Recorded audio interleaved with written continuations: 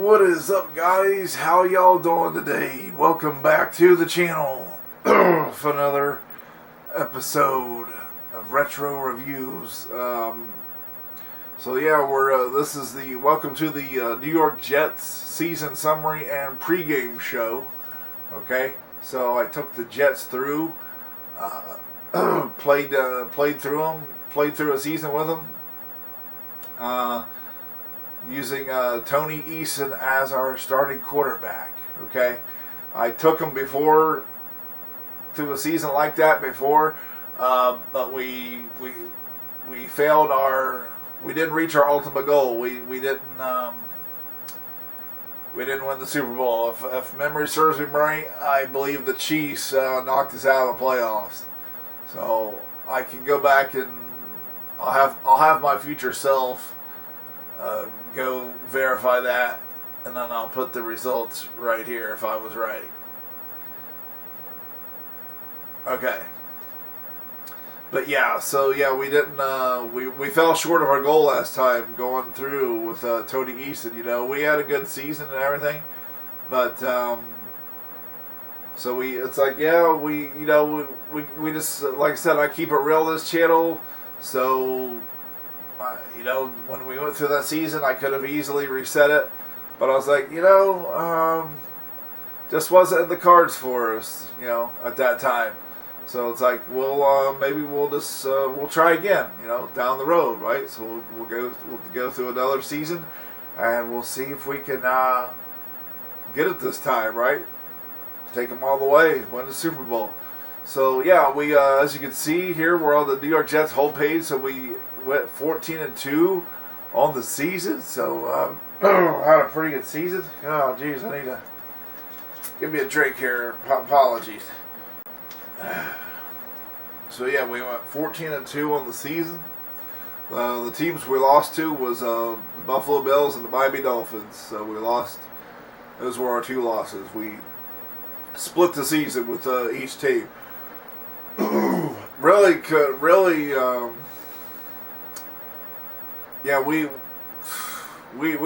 have beat Buffalo that second time, but they got a big play. It went to overtime, but like on a third and long, so we're expected pass, and they run it up the middle to Thomas, and he gets like a 70-yard run and get down to the. We tackled him at the 5-yard line, so boom, they kick a Scott Norwood field goal, and bam, they won the game 27-24. So it's like, that losses like that kind of they just they dig at you, right? So let's go over our player stats and for offense and defense and special teams. And we'll see how everybody did. Then we'll go over the NFL leaders, team rankings, and then we'll take a look at the playoff schedule. That'll be for tonight's video. Okay. So Kid O'Brien, he just sat the bench all year, held the clipboard. Didn't see the field. So our starter, Tony Eason, started every game. So here he is. He completed 68% of his passes for 3,554 yards, 40 touchdowns, and 5 interceptions. A 207.6 rating. Pretty good. He had 21 runs for 156 yards and 3 rushing touchdowns. And those touchdowns, they're all his rushing yards, I only run when necessary with the quarterback, right? If there's nobody open, or if I need a first down, really, I just don't like, run with him all the time. 21 runs. I'm curious, H&H Racing. I'm curious. I know you just completed your New England Patriots season. I'm curious how many runs you had with your quarterback, because it's like, man, it's like you pass all the time, and then but you also like run with the quarterback all the time. It's like 3 yards, 4 yards. It's like, gee, I bet your quarterback had a lot of runs. I just don't play that style, you know. Like I said, 21 runs for the entire season. Yeah. So let me know, H&H, how many runs you had with your quarterback, Scott Secules, on the Super Nintendo's Tecmo. But yeah, all his runs there, you can see 7.4 yard average, 3 rushing touchdowns. We had an epic game. Well, the one game that we did win against Miami, we was behind in the fourth quarter by 2 scores, but Tony Eason, you know, one of his touchdowns came there in the fourth quarter against Miami, and that like brought us within 1 score. And it's like it's just kind of cool. It wasn't designed, okay. It's kind of nice when things work out like that. It's like it wasn't designed run, because we was like on the 10-yard line, but he was like on good or excellent, so he's got pretty, you know, decent running speed there for a quarterback. And I call it a pass play, but like everybody was covered, so it's like, yeah, he took off and bam, ran it in for the touchdown. It's like, oh yeah, it's like that's kind of exciting when that happens, right? When you don't plan on it, but you make a couple moves, you evade the sack, and you run it in with him for the touchdown. It's like, all right, we're back in this game, and it's like, I don't know, it was just a nice moment there. So I just kind of stuck out, so I thought I'd share it with you guys. So Tony Eason, solid season, you know, 40 touchdowns, 5 interceptions there. All right, let's move on here. Blair, it was our running backs was basically running back by committee. It was whoever was feeling good or excellent at the time. So Blair Thomas, you know, he had pretty good numbers there. 76 runs for 610 yards, 8-yard average there. 12 rushing touchdowns. Also caught 8 passes for 111 yards for a 13-yard average. And even 3 kick returns for 40 yards. So Blair Thomas, a little bit of everything there, all over the place. Freeman McNeil, oh, he was aggravating because there was a game. It was because everybody was on bad. Like one of my guys was injured, and the other couple guys was on bad. So Freeman McNeil was actually on good, and his ball control was 56, right? He fumbled like 4 times in one game. I'm like, you are driving me mad, man. You're making, you know, like mad as insane. You're like driving me mad here. It's like, you're freaking killing me, Smalls. But yeah, he 31 carries, 117 yards, 3.7 yard average, 5 rushing touchdowns, 1 catch for 42 yards, probably his best play of the year. 7 kick returns for 160 yards there. But yeah, he probably did perform the worst of our running backs. You know, like I said, Blair Thomas, 610 yards.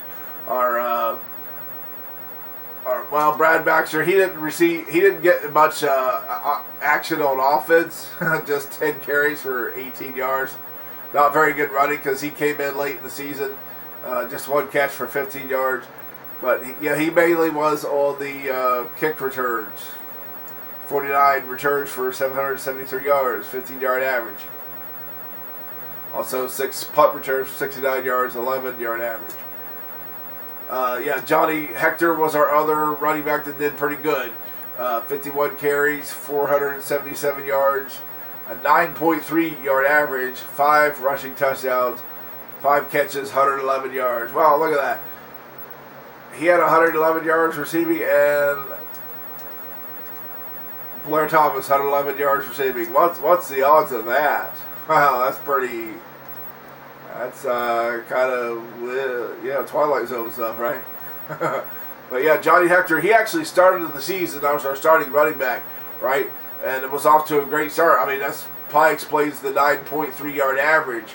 But he did get on bad.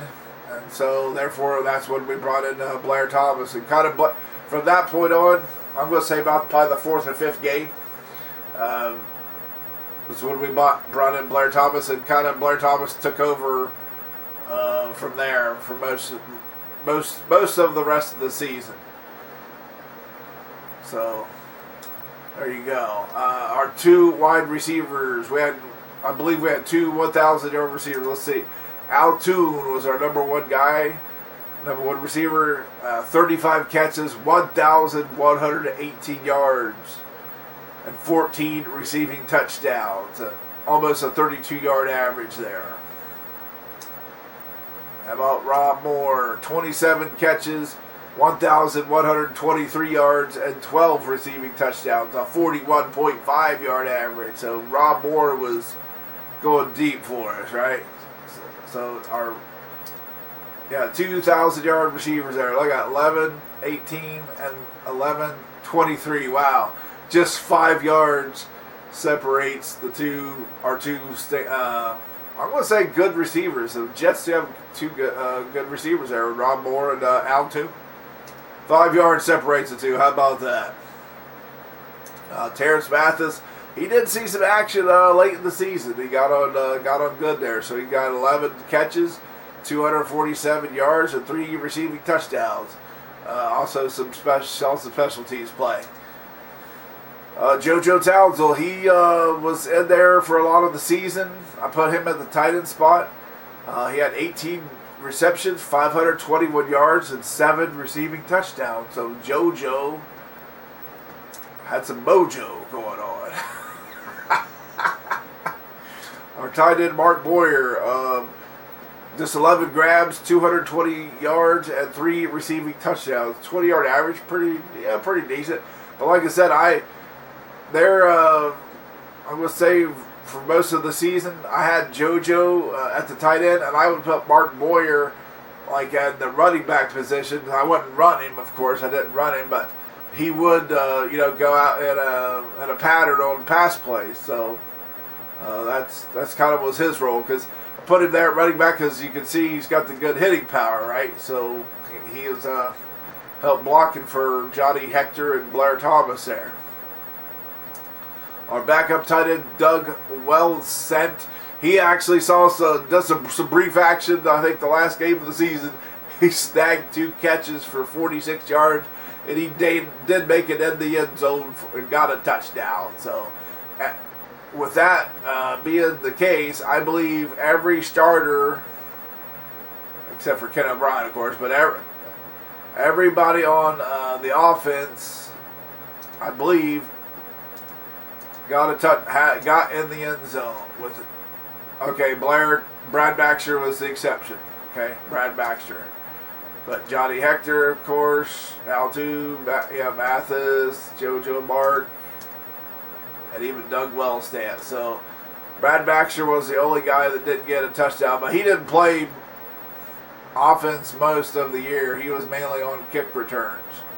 Like I said, it was mainly Hector and Blair Thomas, Mark Boyer, at the running back. So there you go. But pretty good offensive production there from everybody. All right, our kicker, Pat Leahy, he was 65 out of 65 on extra points, and he was 12 out of 13 on field goals. Just missed one. All right, so pretty good season for Pat Leahy. Our punter, Joe Prokop, 4 punts, 249 yards, 62-yard average here. All right, let's go to the defense. Jeff Lagerman, 1 sack. I feel he should be a better player. I remember that name. To me, he was a pretty decent player. But he ain't rated that great on here. But Jeff Lagerman, 1 sack. Scott Mercereau, 2 sacks, if I'm saying that right.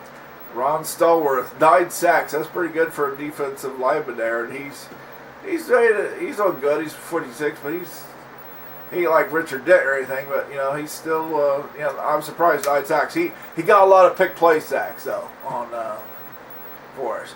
Joe Kelly had 2 sacks. Dennis Bird, 13 sacks. Kyle Clifton, 4 sacks. Yeah, Dennis Bird was our sack leader. And Joe Bott had 2 sacks. He's got the bot. James Hasty, our backfield here, had 3 interceptions. Tony Stargill had nothing because he's their worst rated defensive back. Yeah, I didn't control him much. I controlled him some. I tried to get him an interception, but this wasn't in the cards. Eric McMillan had 5 interceptions and 2 sacks. So, yeah, he was playing pretty good for us. And Brian Washington had 5 interceptions as well. So our 2 safeties each had 5 interceptions. And James Hasty had 3. So 8 interceptions total for our defensive backfield. Alright, so there's our stats for everybody. Let's go check out the NFL leaders. NFL quarterbacks. Tony Eason, #1 rated quarterback in the league. How about that? Ahead of Joe Montana, Dan Marino, Jim Everett, Don Mikowski, and Randall Cunningham. 6, Mark Rippon, Warren Moon. Wow. Steve Walsh of the Saints was #9, and Troy Aikman #10. That is like a rarity right there, seeing Steve Walsh right in the top 10 quarterbacks, right? But yeah, there's Tony Eason there. There's 40 touchdowns, 207-yard average here. Let's see. Wow, Kozar had the most attempts, huh? Completions, Montana. About yards, Warren Moon. There's Eason at #3 on yards. Yards per attempt, yep. I figured yards per attempt he'd be there because we was airing it out. We wasn't dinking and dunking there. Let's see, how about touchdown passes? Well, Mikowski and Marino edged us out by 1, right? And let's see, least intercepted.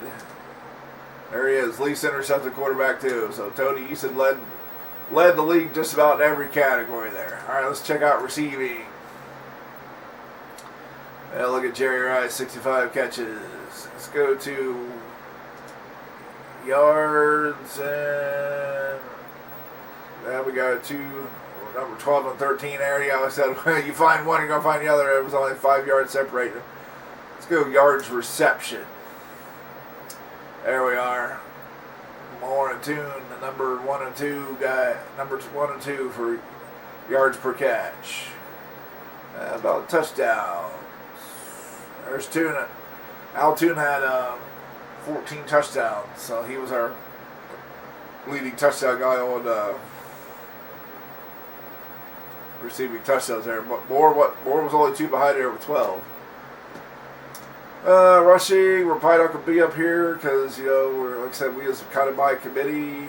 How about touchdowns? Yeah, probably not because we kind of spread it out.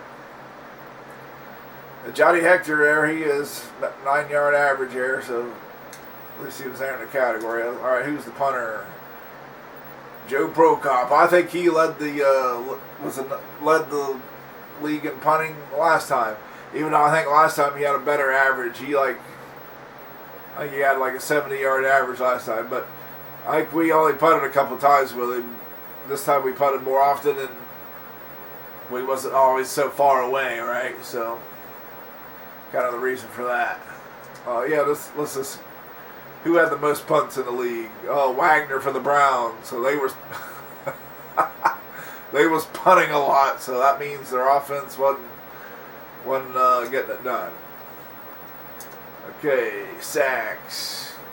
Ken Harvey of the Phoenix Cardinals. Lawrence Taylor, Jeff Cross. And let's see, okay, there's Bird at number. There's quite a few guys tied at number 19, 13 sacks. Kickoffs, Carter, yeah, we're not going to be there probably. Punts, 13-yard average. How about interceptions? Who's the interception leader? Bart Carey of the Bears. Ooh, Gilbert of the Chargers. Waymer. Yep, like I said, our guys only had 5, so there we go. How about scoring? Yep, Neil Anderson of the Bears. Like I said, he's the driving force of that Bears team on offense. There's our kicker, Pat Leahy's number 11 here. Number league scored the league, had over 100 points, 65 extra points, and 12 field goals. Could have ranked up a little higher if he would have made that other field goal, but oh well. All right, there's the league leaders. Let's go to the team rankings. On offense, we had the number 3 offense in the league total. Number 3 passing, and number 19 rushing offense. Let's go to the defense. So yeah, the Jets. We wasn't rated. Yeah, a lot of times I'm rated number 1, just about almost all the time. But with these Jets, we weren't. Number 8 total defense. Number 10 against the pass. Number 9 against the rush. So I mean, we're decent. We're top 10. But all right, so let's check out the standings here. There we are, 14-2, won the division champs. Buffalo Bills and the Miami Dolphins, though, got in the playoffs. Bills at 12-4, Miami at 11-5. AFC Central, the Bengals won the division at 11-5, and they're only team from the Central in the playoffs. And in the West, the Raiders and the Chargers there. Raiders had the same record at 9-7, but Raiders edged them out on points. So came down to some points. NFC East, we got the Giants, Redskins, and the Eagles in the playoffs. Giants are division champs.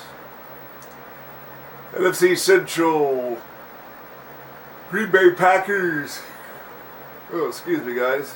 Green Bay Packers won a division at 8-8. That's a sloppy division, right? And in the West, this was a surprise. The New Orleans Saints won the division at 13-3. Niners still in the playoffs, though, at 11-5. So yeah, that explains Walsh being in the top 10. It's like I mean I've seen the Saints win the division before, but I can't remember Walsh being in the top 10 because he's just not very good. All right, here's the playoff bracket. So the wild card games are the Bills and Dolphins and the Chargers and Raiders. So we'll be paying attention to that Chargers-Raiders game because the winner of that will be our opponent. Over on the NFC side, the wild card games are the Niners and Redskins and the Eagles and Packers. How about that? Does that look weird? The Saints having the week off. Wow. So, yeah, we're either going to be playing the Chargers or Raiders tonight. Well, I'll probably be rooting for the Chargers because, they're just... The Raiders can be dangerous. Raiders are a dangerous team out here. They get those running backs going. It could be a long night. You could be quoting Detective Lubick because you'll be needing to be keeping that coffee hot.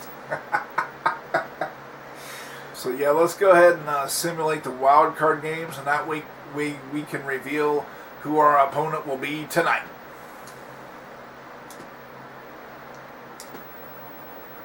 First up, we got the Buffalo Bills and the Miami Dolphins. Wild card. Ooh, the Dolphins go in the Ritz Stadium and upset the Bills. Wow, Kelly only had 99 yards passing. Pretty big day for Brito, 272 yards. Dolphins are moving on to take on the Bengals in the divisional round. Let's continue. 49ers and the Redskins. I'm going to say 49ers. They're usually a solid pick. Whoa, the Redskins with a Chip Lowmiller field goal in overtime. Edge out the Niners. I'm going to say that was an upset.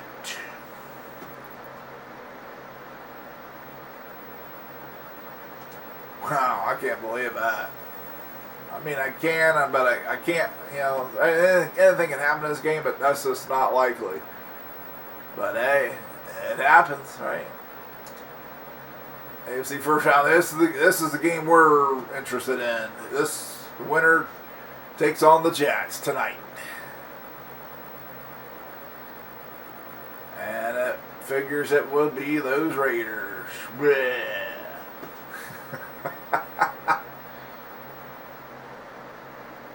Like, yeah, we kind of got lucky last time with the Patriots facing the Chargers, maybe, but we didn't get lucky this time. The Raiders edge them out 27-21, but point is they won. So that is our opponent tonight.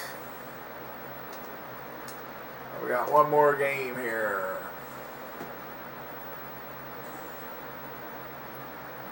Green Bay Packers, Philadelphia Eagles. I'll probably say the Eagles.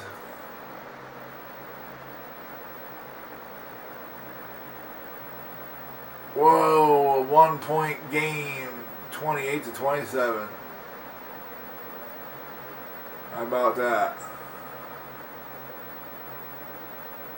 Huh. Alrighty. So there you go. There's the wild card games. Pretty close games there. Yeah, all of them close games. The Dolphins over the Bills was the biggest margin of victory. And that was only 6 points. So, well, okay, the Raiders was 6 points also. Over here was the Redskins 3 points and the Eagles just by 1. So, okay, guys, well, that will do it for today's pregame show, season summary pregame show. So we hope to see you tonight when we take on the Los Angeles Raiders in the divisional round, coming at you from Giant Stadium. So anyways, we'll hope to see you there. So anyways, that's going to do it for this video. So until I see you next time, have a good one, okay? And I'll see you when I see you. But if this is your first time to the channel, tap subscribe, then the bell, ding ding, so you're notified when I upload new videos. So until next time, guys, keep it retro, and come Lord Jesus. And liftoff. We have liftoff. Challenger has cleared the tower.